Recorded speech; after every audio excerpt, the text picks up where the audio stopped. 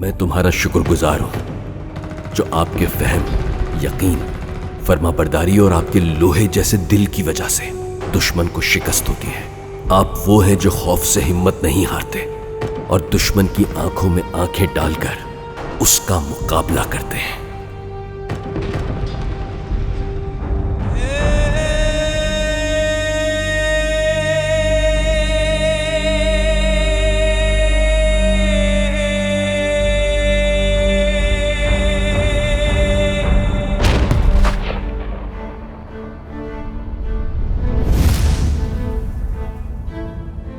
उस बूढ़े भेड़िए ने कर दिखाया जैसा कि वो हमेशा किया करता था।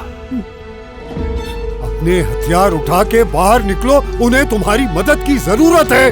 अब उठो, जागो और निकलो बाहर।